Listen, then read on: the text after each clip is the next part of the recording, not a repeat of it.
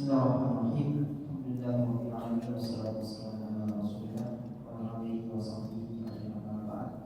Jemaah salat subuh yang dirahmati oleh Allah Subhanahu wa taala. Alhamdulillah insyaallah kita kembali pada pengajian taklim subuh kita yang kembali diisi oleh Ustaz Dr. Haji Muhammad Salmanto SAG MPD.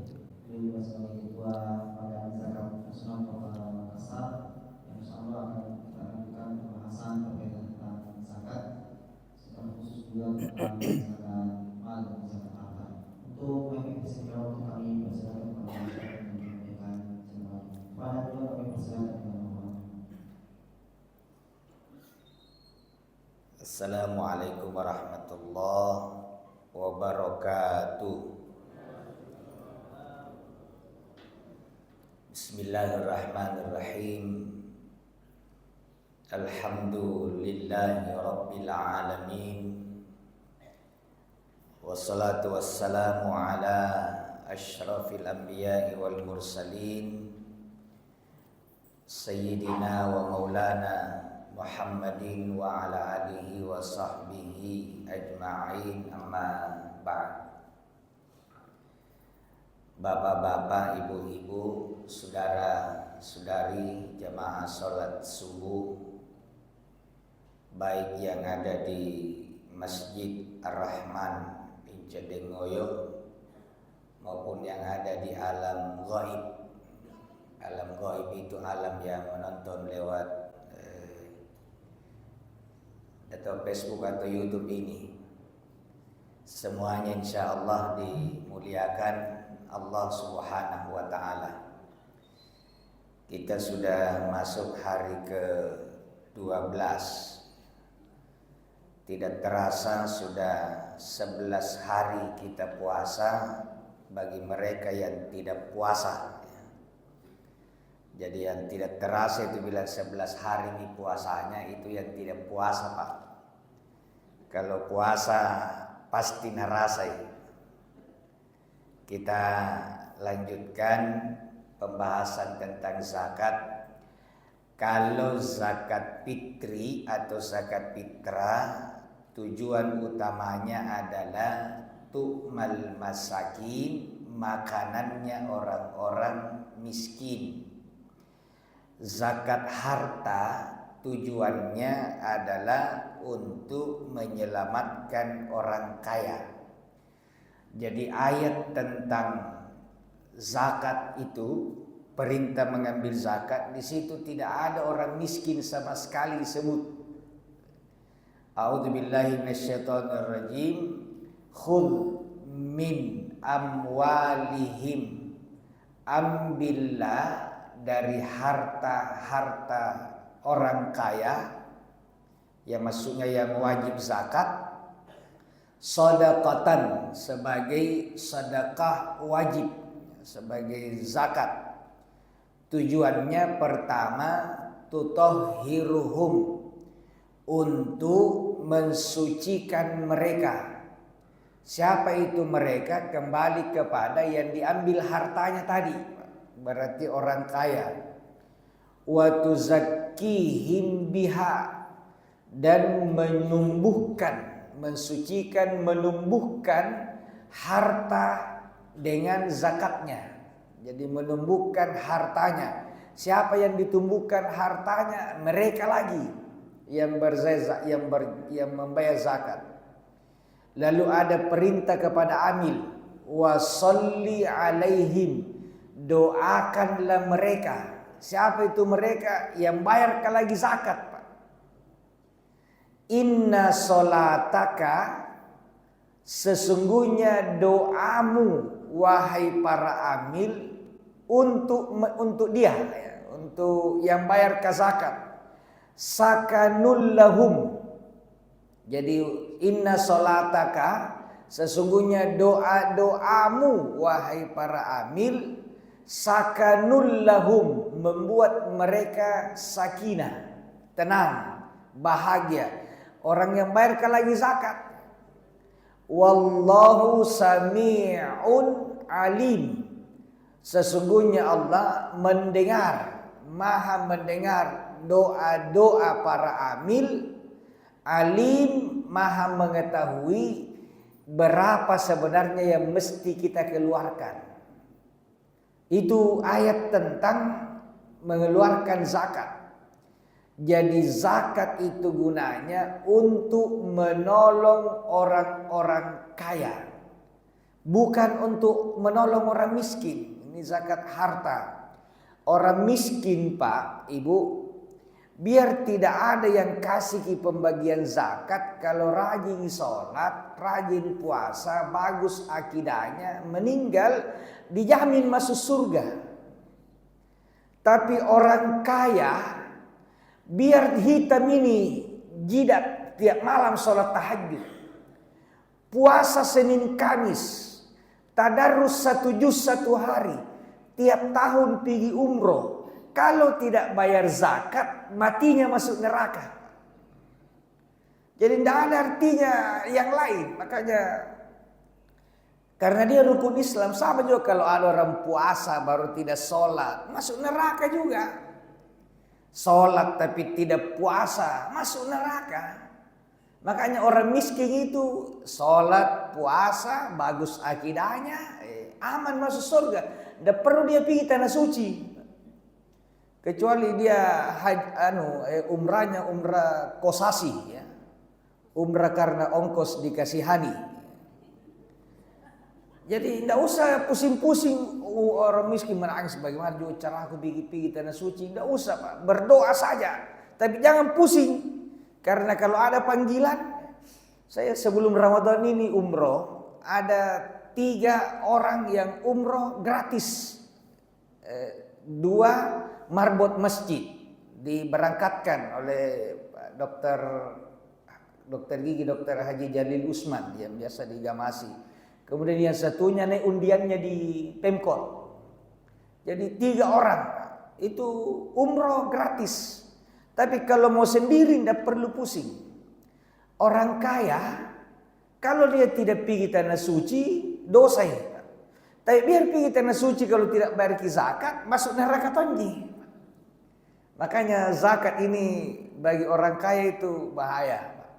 Karena zakat itu saya tidak tahu sampaikan kemarin atau tidak. Zakat itu, Pak, harta tertentu yang dikeluarkan pada waktu tertentu dengan jumlah tertentu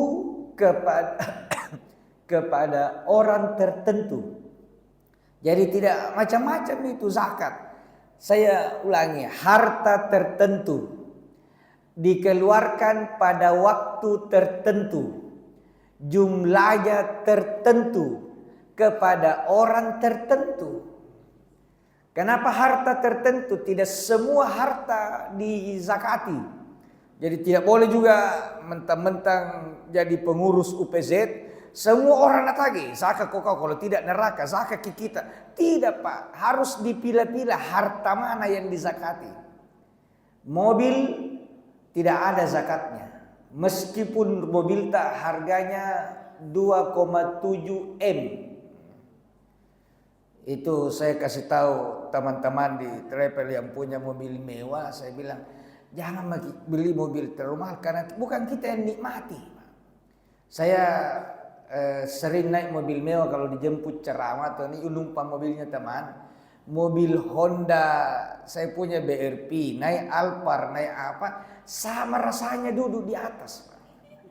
Yang menikmati itu mobil mewah orang lain.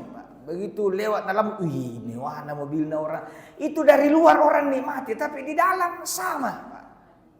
Silahkan kita paling beda sedikit sekali Pak. Jadi yang menikmati itu mobil mewah orang luar. Jadi kalau mau kita nikmati mobil mewah Pak, suruh sopir tak jalan pakai mobil kita naik bentor di belakangnya Pak. Wih cantik nih itu mobil tak, ya Allah mobilku baru dinikmati. Tapi kalau kita di atas duduk, apalagi kalau kita bawa sendiri mobil, tidak dinikmati. Coba dinikmati, tabrak itu menyenggol, Pak. Akhirnya kita konsentrasi di jalan. Jadi mobil mewah itu dinikmati oleh orang luar. Mobil mewah apapun tidak ada zakatnya. Rumah mewah apapun tidak ada zakatnya. Sawah luas berapapun tidak dizakati. Empang berapapun luasnya tidak dizakati. Apalagi laut, biar kita pagari Pak, tidak bayar zakat. Makanya jangan pergi pagar laut, tidak bayar. Nah. Katanya kalau kita beli mobil, bayar zakatnya waktu pertama dibeli, tidak ada. Beli rumah, tidak ada. Kalau kita jual rumah tidak ada juga. Jadi jual rumah tidak bayar zakat. Beli rumah tidak bayar zakat. Tapi kalau digabungi, jual beli rumah, itu bayar zakat. Jual mobil tidak ada zakatnya. Beli mobil tidak ada zakatnya. Disambung jual beli mobil. Itu baru ada karena ada namanya zakat perdagangan. Jadi zakat perdagangan. Apa yang keluarkan zakatnya? Pertama, emas dan perak. Kalau begitu uang. Jadi uang itu zakat. Yang pertama dizakati, ini mungkin jadi ini bahasa dakwah Pak. Jangan bilang ilmu baru Pak. Pakai akal. Yang pertama dizakati justru uang. Kan ada yang bilang tidak ada zakatnya uang, tidak ada pada masa Nabi. Siapa bilang? Pada masa Nabi yang pertama dizakati uang. Kenapa? Karena yang dizakati itu dinar, dirham. Kebetulan dinar itu emas, dirham perak. Jadi dulu itu uang, cuma uangnya dulu dalam bentuk dinar dan dirham, emas dan perak. Jadi keluarkan zakatnya. Emas. Berapa nisabnya? Emas. Emas itu ya saya sebut dulu yang dikeluarkan zakat emas, 2 perak, 3 uang karena uang dulu aslinya dinar dan dirham. Yang kedua, zakat penghasilan. Zakat penghasilan keluar zakatnya 2,5%. Kalau emas perak 2,5% juga. Ketiga, zakat perdagangan 2,5%. Keempat, zakat pertanian 2,5%, 5% sekarang. Kalau dulu itu ada 10%, tanam padi, sudah itu dibiarkan begitu saja, hujan turun nanti dipanen itu 10%. Sekarang tidak, sudah ditanam, dipupuk, diracun, dialiri air, dipompa sehingga zakatnya 5%. Yang berikutnya zakat peternakan. Itu bukan persen tapi per jumlah. Ya, kambing setiap 40 ekor keluar 1 ekor. Onta kalau sudah cukup 5 ekor keluar 1 ekor kambing. Ya, begitu. Kemudian investasi. Nah, itu juga zakat 2,5%. Meskipun sudah ditentukan bahwa nisabnya keluar 2,5%, masih ada 2 syarat untuk kita keluarkan. Pertama ada namanya haul, bukan haul. Kalau haul itu anaknya tetangga saya namanya haul. Haul itu jatuh tempo. Jatuh tempo. Ada yang setahun, ada yang setiap dapat, setiap panen, ada yang begitu ditemukan tanpa nisab. Jadi haul, perak, emas, uang, perdagangan itu 1 tahun. Jadi kalau ada emas 1 tahun, sudah memenuhi 1 syarat, sudah jatuh tempo. Yang kedua, nisab. Berapa nisabnya kalau emas? 85 gram emas. Kemudian kalau perak 595 gram perak. Jadi kalau ada emas 85 gram, keluarkan zakatnya 2,5%. Dan bukan emas yang dikasih keluar, tapi uang senilai 2,5% emas. Jadi kalau ada emas 200 gram, maka 5 gram dikali 1.450.000 ke sekarang ini 1,5 Amaska, dan ini akan naik terus Pak. Malah menurut para pengamat akan menuju ke 2 juta. Jadi ibu-ibu yang ada gigi emasnya jangkit dulu jual Ki, mau naik Amaska. Dulu kan orang Bugis di Makassar itu giginya emas. Nah, jadi kalau di atas nisab, ada yang tanya, Ustaz katanya kalau dipakai hari-hari tidak bayar zakat. Iya, ini berita gembira ini bagi ibu-ibu yang seke. Itu emas kalau dipakai hari-hari itu namanya perhiasan. Tapi kalau pergi bisa pengantin baru pakai, bukan perhiasan, itu pameran. Ini memang pakai hari-hari. Kalau hari pokoknya mandi bisa baru buka, tapi sudah itu pakai lagi. Itu perhiasan. Tapi kalau sudah disimpan, mau pergi pesta, pakai lagi, itu pameran, pamer. Jadi biar 500 gram Ustaz kalau gue pakai hari-hari tidak bayar zakat. Iya, kalau dipakai hari-hari. Ika 500 gram dipakai hari-hari kayak orang gila gitu. Bukan kayak orang gila, gila memang tomki Pak. Jadi orang yang tidak mau bayar zakat baru pakai hari-hari bukan lagi seperti orang gila, memang pomor gitu Pak. Iya, dikala-kala Mirahayati.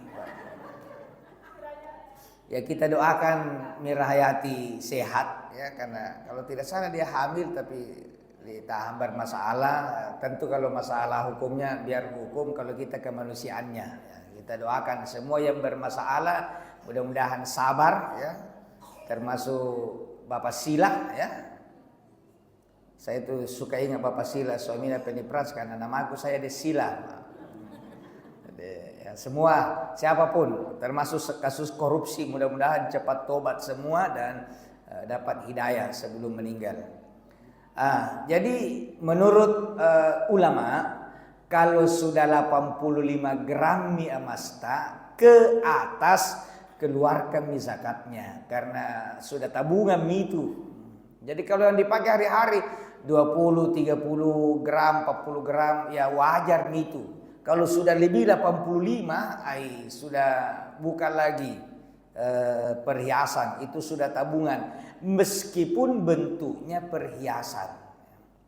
Kalau perak 595 gram. Zakat penghasilan. Nah, ini dulu itu Pak tidak ada zakat penghasilan. Ada yang bilang bid'ah, iya asli bid'ah. Tapi tidak semua bid'ah salah. Ada namanya bid'ah hasanah.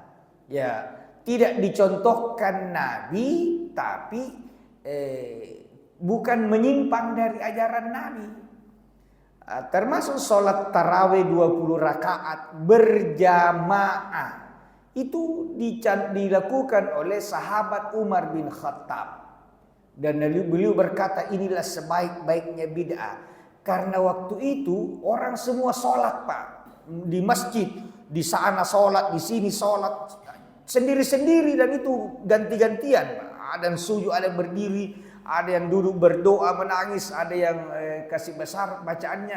Kata Umar, bagusnya ini kalau dikumpul satu saf baru ada imam. Maka disuruhlah salah seorang sahabat menjadi imam, Ubay bin Ka'ab. Jadi ada improvisasi yang tidak menyimpang. Nah dulu memang tidak ada profesi yang digaji. Tidak ada dokter, ada tabib, ada tabib tapi tidak digaji. Tidak ada lawyer, tidak ada kontraktor, tidak ada. Makanya pada masa Nabi itu aman, tidak ada kontraktor masuk neraka, tidak ada kontraktor, tidak ada konsultan, tidak ada polisi digaji, tidak ada tentara digaji, tidak ada ASN.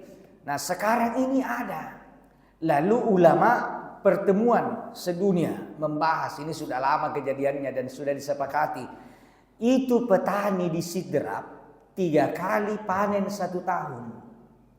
Petani di Takalar ya mungkin 2 kali panen.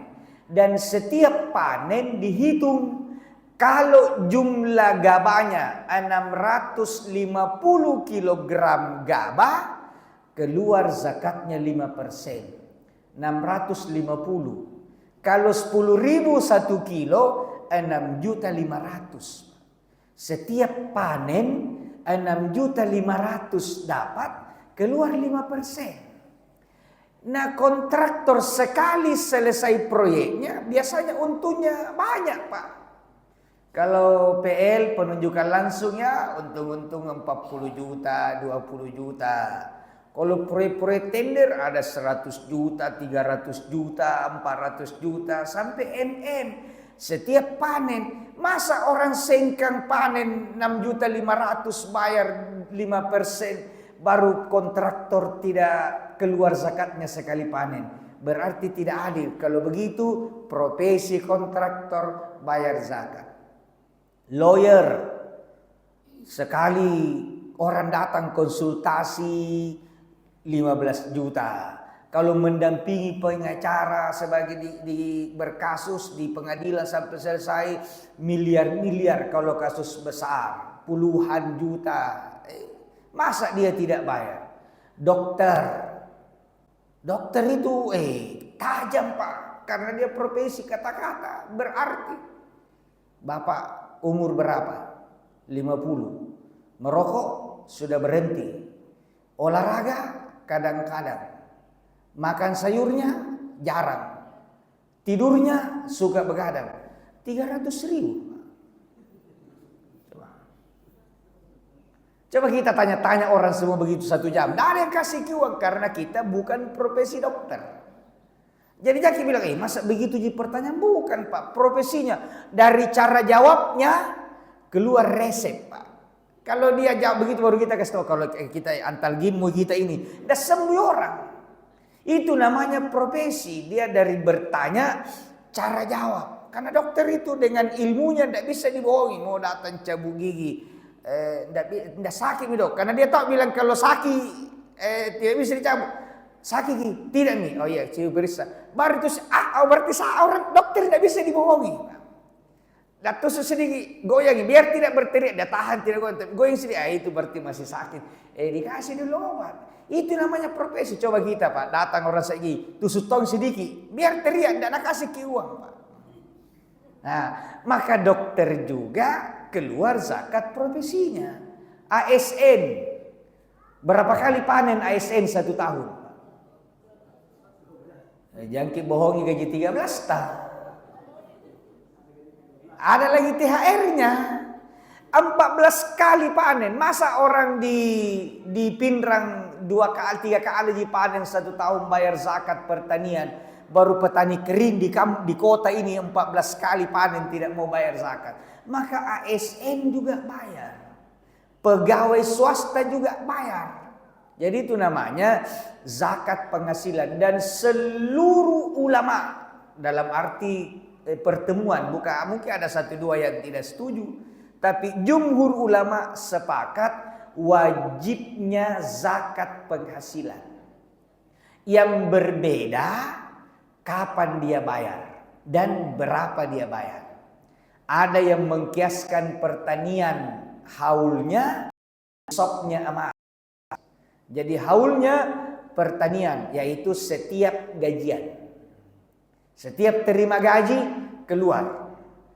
Kemudian nisabnya perdagangan karena tidak bekerja seperti petani, tidak mencangkul, tidak menanam, tapi dia kayak berdagang, kayak perdagangan, sehingga keluarnya 2,5%. Yang kedua, ada yang berpendapat setahun.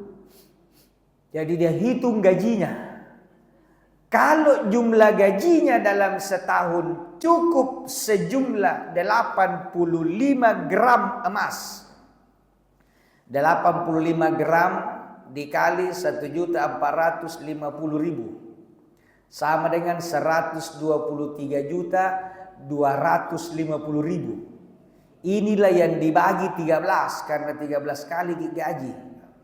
9.480.000. Sekarang, Pak, tahun lalu kalau saya cara begini 6 juta. Pak. Karena dulu 900 ribu Mas, sekarang naik.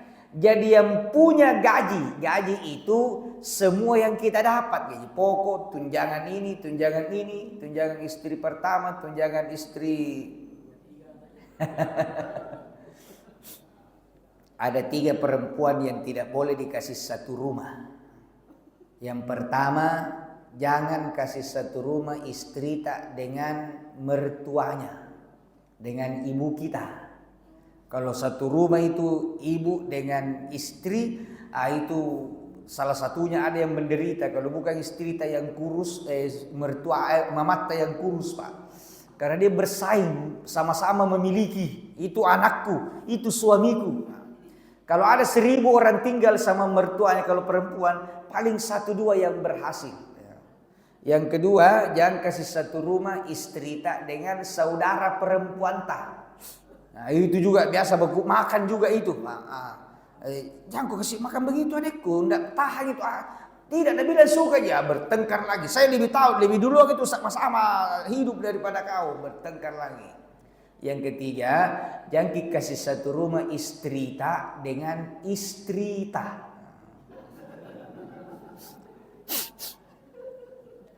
Jangan, itu bukan sunnah Nabi itu. Ada orang begitu baru dengan bangganya di YouTube ini istri pertama, kedua, ketiga, baku akur apa ini di kamar di sini, itu menyimpang, itu asli bid'ah. Yang kedua, jangan bilang sunnah Nabi. Alhamdulillah Ustaz, saya sudah 2 istriku. Kenapa? Ikut sunnah Nabi. Saya bukan tidak tahu juga bilang gop, tapi saya bilang salah itu, tidak ada sunnah Nabi. Nabi tidak pernah duakan istri pertamanya, Pak. Silakan buka sejarah. Nabi tidak pernah duakan istri pertamanya. Jadi kalau mau nikah lagi saja, Pak. Jangan lagi bawa-bawa Nabi. Tidak ada urusannya dengan Nabi. Nabi tidak pernah. Khadijah sampai wafat tidak pernah kawin lagi, Pak. Tidak pernah diduakan. Jadi silakan kalau mau kawin lagi, kawin bagi Pak. Tapi jangan bilang ikut sunnah Nabi, bilang saja Pak, nafsuku tidak tertahan kalau cuma satu Pak. Akui saja karena Nabi tidak begitu. Nabi itu istrinya lebih tua 15 tahun Waktu Nabi umur 35 lagi butuh-butuh, istrinya sudah MPP 50 tahun. Mana 50 tahun? 50 tahun tidak haid lagi orang secara umum. Waktu Nabi umur 50, Khadijah 65 Khadijah wafat. Ayo Pak, itu ibu-ibu kalau umur 65 tambah cantik atau tambah menjengkelkan mukanya Pak? Tambah cantik. Jadi jangan lagi Pak, silahkan Al-Quran kasih jalan dengan syarat kalau bisa adil. Tapi tolong jangan bawa-bawa nama Nabi Pak. Karena sekali lagi Nabi silakan buka sejarah, tidak pernah duakan istri pertamanya. Setelah Nabi wafat, barulah beliau menduda beberapa tahun. Ada yang bilang 2,5 tahun, ada yang bilang 5 tahun. Barulah beliau menikah. Ketika beliau menikah, istri berikutnya seorang wanita yang cantik jelita, namanya Ummu Saudah, umurnya 70 tahun. Coba. Itu ibu-ibu umur 70 tahun Pak, dari Jalan Abdullah di Sirua digonceng pergi di Mall Panakukan, tidak dipegang, jatuh sendiri di Cedengoyo Pak. Jadi jangan bilang Nabi itu kan kawin Pak. Sekali lagi Pak, silakan kalau kebutuhan kita, karena ada juga orang nafsu biologis tinggi, dan daripada berzina silakan. Sepanjang istri setuju atau sama-sama rela tidak bertengkar silakan. Tapi jangan kasih satu rumah dan jangan bilang ikut sunnah Nabi. Pak. Jangan, karena Nabi tidak begitu Pak. Ya. Itu jalan keluar bagi yang berkebutuhan khusus. Berkebutuhan khusus daripada berdosa itu jalan keluar. Ya. Seperti itu. Jadi berkebutuhan khusus itu bukan cuma, makanya puasa itu Pak 3 yang dilarang Pak. Siang hari makan, minum, biologis. 3-tiganya ini Pak kan nafsu binatang Pak. Binatang itu cuma 3 yang dilakukan, makan, minum, kawin. Kalau yang 3 ini sudah bisa dikendalikan, maka nafsu binatang kita bisa kendalikan dan kita bisa naik kelas. Cuma kan tidak disuruh tutup, disuruh kendalikan. Nanti kalau malam hari boleh. Fal'ana basyiruhunna.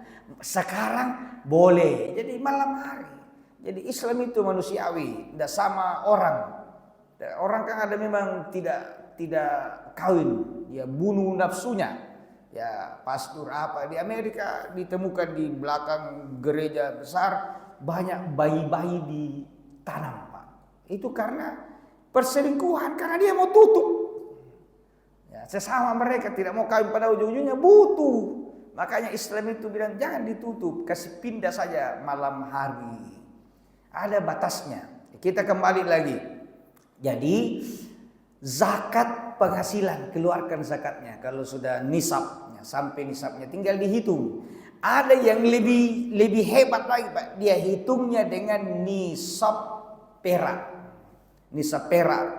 Berapa perak? 595 gram. Berapa harga perak? 15.000, taruhlah 15.000. 8.925. Bagi 12. Bagi 12 743. Orang yang menghitung hartanya, uangnya dengan nisab perak, berapapun gajinya, dia keluarkan 2,5% setiap terima gaji. Saya ikut pendapat yang memakai nisab perak.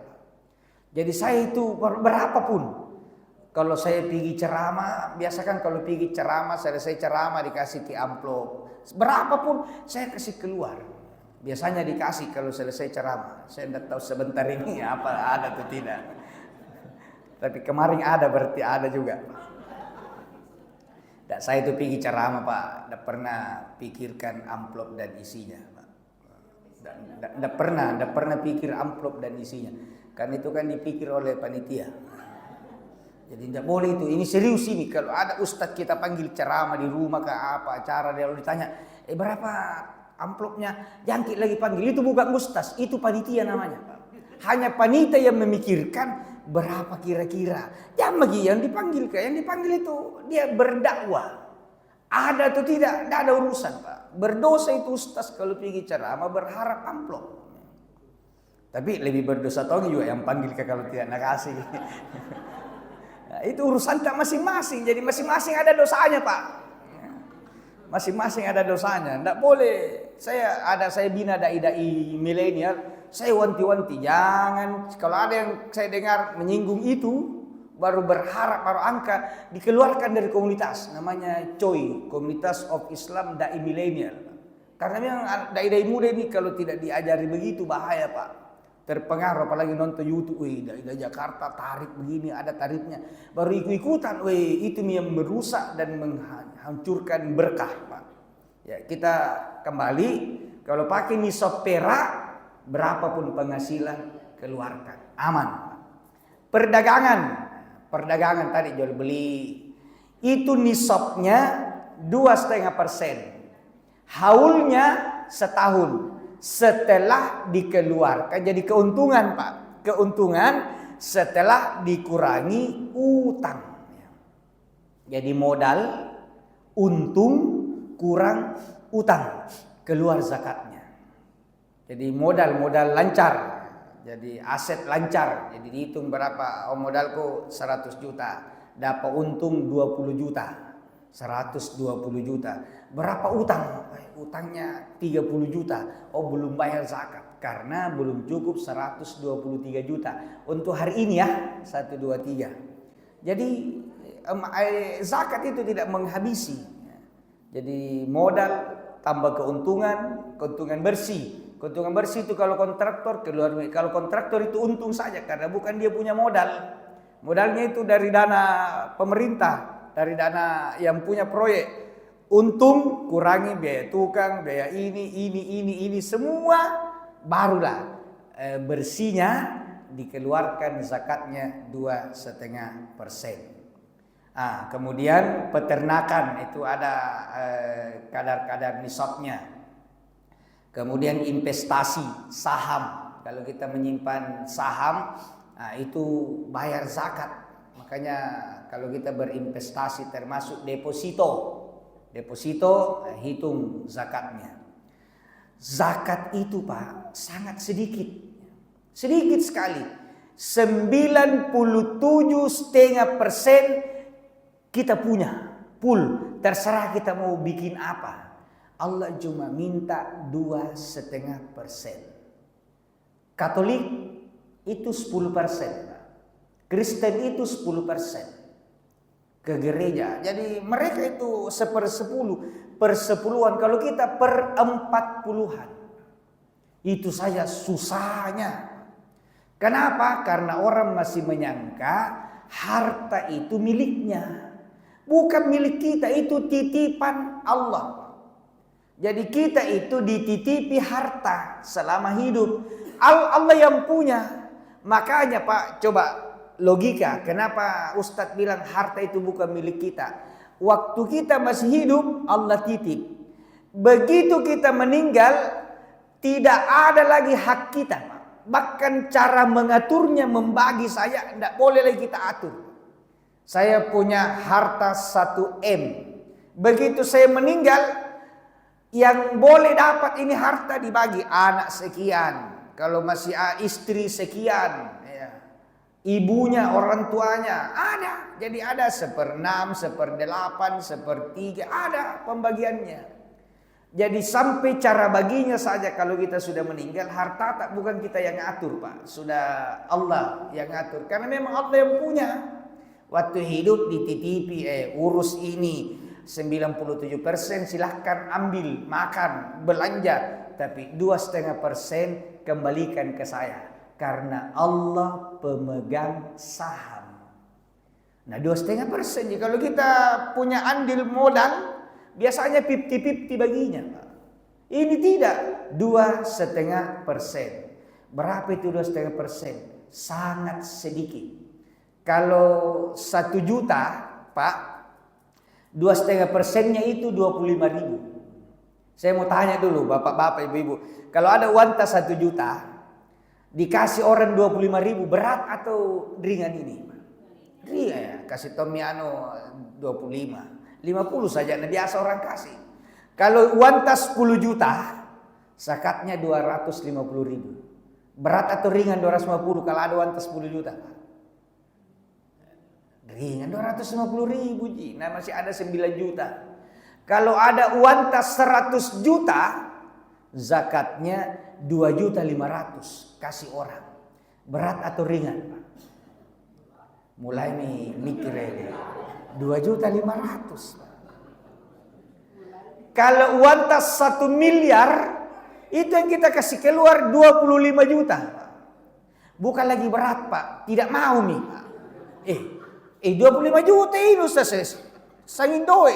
Ada orang, Ustaz ada tahu mangku 1 miliar, berapa zakatnya? 25 juta. Langsung ditanya, uang semua itu? Uang semua kecuali tabungan tak campur dengan beras. Jadi semakin kaya orang, semakin kikir kalau dia tidak latih waktu miskin Pak. Makanya waktu kecil rajin Pak. Maaf orang-orang kaya kalau ada suara keluar didengar ini. Lebih hebat orang miskin sedekah daripada orang kaya. Orang miskin Pak, saya sering eksperimen, ada bentor tidur di situ, duduk-duduk 2 orang. Kita kasih, coba kasih Pak 100.000, uang 50.000 2 lembar, satu mau kita kasih, deh, pamali kalur nah. Begitu kita pergi, nah kasih bangun gitu teman, bangun kok ngapa kau sering tidur terus tiap ini ada rezeki tak 50 tak Pak. Coba. Dapat uang 100.000 dia bagi 2. Ada kira-kira orang kaya dapat uang 1 miliar baru nak kasih tetangga 500 juta Pak. Jangan dipandang enteng orang miskin. Orang miskin itu bagi-baginya kadang-kadang 50% Pak. Bahkan kadang-kadang 90%. Ya, anak-anak kecil itu paling sering sedekah 90%. Dikasih uang 20.000, 10 orang, tak 22.000 naik, kita bagi-bagi naik. Bayangkan Pak, 90% dia kasih keluar. Itu kalau mental anak-anak dengan mental orang miskin kita ambil sebagai orang kaya, ini ekonomi akan hebat dan umat akan kuat. Nah, ada orang di Jakarta Pak, mualaf mualaf, masuk Islam, kaya. Dia tanya seorang kiai, Ustadz, berapa kebutuhan tas 1 bulan? Pak Kiai itu bilang, saya kurang tahu. Dia ini cerita harta. Dibilang anggaplah 50 juta. Berarti 1 tahun, ini cerita orang kaya nih. 1 tahun 600 juta. 10 tahun 6 miliar. Itu kalau untuk kebutuhan 50 juta 1 bulan banyak sekali, Pak. 6 miliar. Terus dia bilang, jadi itu orang yang kira-kira umur 50. Nah uangnya ada triliunan. Mau apa itu uang? Nah paling kalau dia tambah lagi 100 juta 1 bulan, 100 miliar dia pakai sudah mati nih Pak. Nah dia punya uang itu sampai triliunan. Untuk apa? Coba dia sadari bahwa sebenarnya kebutuhannya sedikit, baru dia bagi Pak. Orang itu Pak, saya tahu betul karena informasi akurat dari Pak Kiai ini. Dia bilang, ditanya sama Kiai, kalau kita berapa kita kasih keluar? Dia bilang, saya tidak persis tapi rata-rata saya hitung-hitung 90% dari keuntungan usaha itu saya kasih orang. Masjid, pesantren, orang miskin, lembaga. Hanya 10%. Kan dia sudah hitung. Dengan 10% ini sudah lebih dari cukup. Ditanya, istri tak? Dia bilang, ya kadang-kadang juga istri protes. Dia bilang, 50% mau keluar. Protes saja masih baik Pak. Tapi dia bilang tidak, lama-lama dia sadar. Karena setelah saya kasih keluar, penyakit-penyakit sembuh, anak-anak yang malas ibadah jadi rajin, tetangga pada baik. Coba, 90% dia kasih keluar. Jadi luar biasa. Kalau orang sadar tentang zakat, tentang sedekah, itu hidup ini akan bahagia. Jadi hitung baik-baik, Pak, kalau sudah sampai di nisab, keluarkan zakatnya. Kalau mau aman biar tidak cukup nisab, asal ada didapat, silakan kita keluarkan zakatnya atau infaknya minimal 2,5%. Saya mau tutup dengan satu kalimat, mudah-mudahan ini tinggal di hati. Zakat, infak, sedekah itu adalah tulang pada ikan. Jadi meskipun saya beli ikan bandeng harganya 10.000 1 ekor, begitu ku bayar 10.000, ikan itu milikku semua. Saya punya ini. Tapi meskipun saya punya karena sudah ku bayar, saya tetap tidak boleh makan tulangnya, siripnya, ujung ekornya, insannya. Saya harus buang. Kapan saya tidak? Jangan buang tulang, nah sudah dibayar itu. Nah bunuh kita.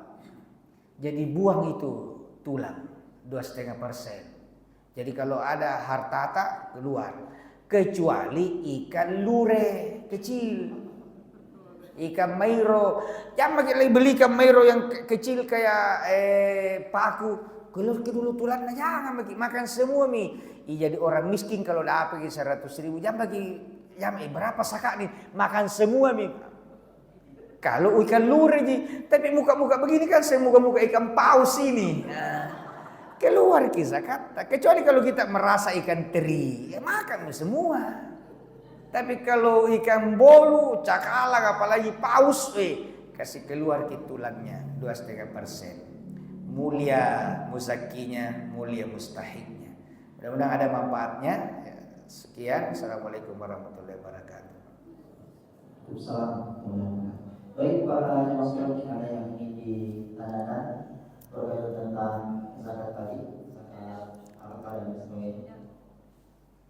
Oh, ada di atas. Silakan, Bu. Bismillahirrahmanirrahim. Assalamualaikum warahmatullahi wabarakatuh. Assalamualaikum warahmatullahi wabarakatuh.